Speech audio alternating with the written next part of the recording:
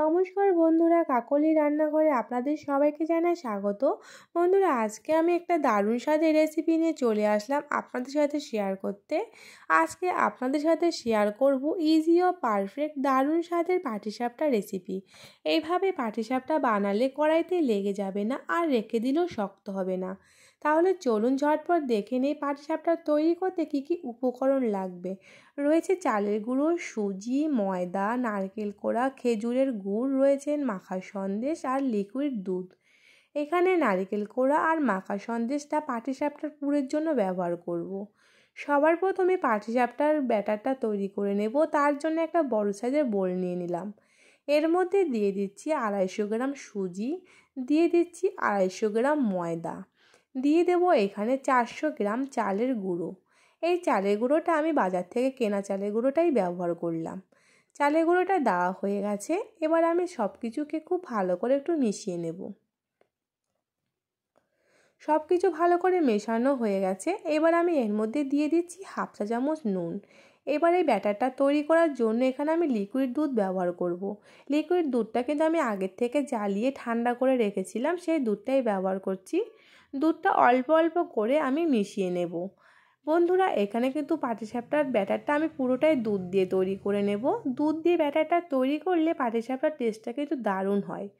আপনারা কিন্তু চাইলে এখানে দুধের পরিবর্তে যে গুড়টা ব্যবহার করব সেই গুড়টা জ্বালিয়ে আগের থেকে জল দিয়ে ঠান্ডা করে সেই গুড়ের জলটা দিয়েও ব্যাটারটা তৈরি করে নিতে পারেন।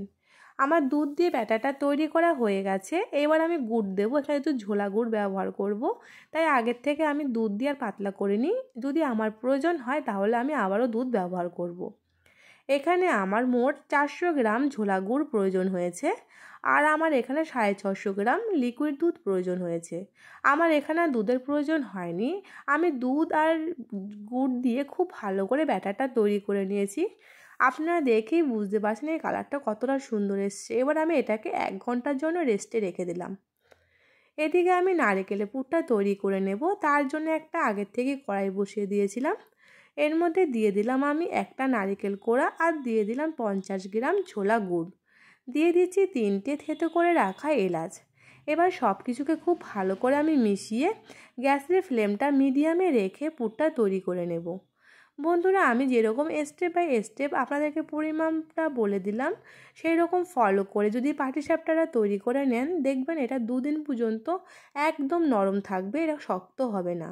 আর যখন এটা কড়াই থেকে উল্টাবেন, মানে ফোল্ড করবেন, তখন দেখবেন এটা খুব সহজেই ফোল্ড হয়ে যাবে। এদিকে আমার নারকেলের পুরটাও হয়ে এসছে। এমন পর্যায়ে আমি এই নারকেলের পুরের মধ্যে দিয়ে দিচ্ছি 1 চা চামচ চালের গুঁড়ো। এই চালের গুঁড়োটা দেওয়ার কারণে কিন্তু পাটিসাপটার পুরটা কিন্তু দারুণ খেতে লাগে। বন্ধুরা, আপনারা যখন নারকেল দিয়ে পুর তৈরি করবেন অবশ্যই এরকম চালের গুঁড়ো দিয়ে এটাকে ভালো করে নেড়েচেড়ে মিশিয়ে নিতে হবে। আমি 2 মিনিটের জন্য খুব ভালো করে নারকেলের পুরের সাথে চালের গুঁড়োটাকে মিশিয়ে নিলাম।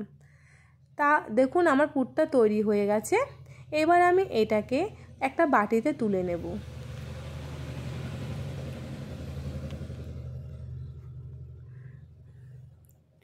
পুরটা বাটিতে তোলা হয়ে গেছে। এবার আমরা পাটিসাপটাগুলো তৈরি করে নেব। তার জন্য আমি এইদিকে 2টো পুরি নিয়ে নিয়েছি। পাটিসাপটার জন্য সন্দেশের পুরটাও নিয়ে নিয়েছি, আর নারকেলের পুরটা দেখুন কতটা সুন্দর হয়েছে। 1 ঘন্টা রেস্টে রাখার পরে আমি ব্যাটারটাকে নিয়ে চলে আসলাম। দেখুন এর ঘনত্বটা আপনারা দেখেই বুঝতে পারছেন, আর গুড় দেওয়ার কারণে কালারটা কিন্তু দারুণ এসেছে। অন্যদিকে আমি গ্যাসটা জ্বালিয়ে একটা প্যান গরম বসিয়ে দিয়েছি। এবার এর উপরে আমি একটা ব্রাশের সাহায্যে হালকা করে তেলটা ব্রাশ করে নিচ্ছি।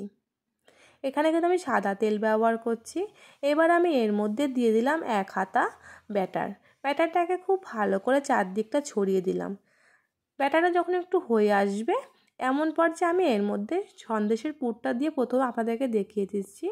পুরটা কিন্তু অবশ্যই আপনারা আপনাদের পছন্দ মতন দেবেন, কে কতটা পুর পছন্দ করেন সেই বুঝে।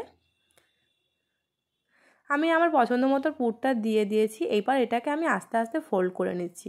দেখুন কত সহজে ফোল্ড হয়ে গেল। এটা কিন্তু খুব সহজেই প্যানের থেকে উঠে এসছে, আপনারা দেখেই বুঝতে পারছেন। এইটা হয়ে গেল, আমি তুলে নিচ্ছি একটা প্লেটে। দেখুন গুড়ের জন্য কালারটা দারুণ এসছে। আমি আবারও একটা আপনাদেরকে তৈরি করে দেখিয়ে দিচ্ছি। অবশ্যই কিন্তু বন্ধুরা মাথায় রাখবেন, যখন পাটিসাপটাগুলো তৈরি করবেন অবশ্যই গ্যাসের ফ্লেম মিডিয়ামে রেখে পাটিসাপটাগুলো তৈরি করে নেবেন। এবার আমি এটা নারকেলের পুর দিয়ে দিলাম। এইভাবে আমি একইভাবে আবারও নারকেলের পুরটা আমার পছন্দ মতন দিয়ে ফোল্ড করে দিচ্ছি। দেখুন আবারও কত সুন্দর করে ফোল্ড হয়ে গেল। এইভাবে আমি বাকি পাটিসাপটাগুলো ভেজে নেব। তাহলে বন্ধুরা সামনেই পৌষ সংক্রান্তি স্পেশাল, আপনারাও বাড়িতে বানিয়ে নিন দারুণ স্বাদের গুড়ের পাটিসাপটা। আর আপনাদের পাটিসাপটা যদি শক্ত হয়ে যায় তাহলে আমার প্রত্যেকটা স্টেপ বাই স্টেপ ফলো করে আপনারাও তৈরি করে নিন, দেখবেন আপনাদেরটাও 2-3 দিন পর্যন্ত একদম সফট থাকবে। তাহলে আপনারা বানিয়ে যদি ভালো লাগে আমাকে কিন্তু সেটা অবশ্যই কমেন্টে জানাবেন। ভালো লাগলে লাইক শেয়ারের অনুরোধ রইল। আর এইরকম সহজ আর নতুন ধরনের রেসিপি পেতে অবশ্যই আমার চ্যানেলটিকে সাবস্ক্রাইব করে আমার পাশে থাকবেন। আমি আপনাদেরকে একটা ভেঙে দেখিয়ে দিচ্ছি এর ভেতরটা কতটা সুন্দর হয়েছে আর নরম হয়েছে। তাহলে আজকে আমি এখানেই বিদায় নিচ্ছি, আবার আসবো পরবর্তীতে নতুন কোনো ভিডিও নিয়ে।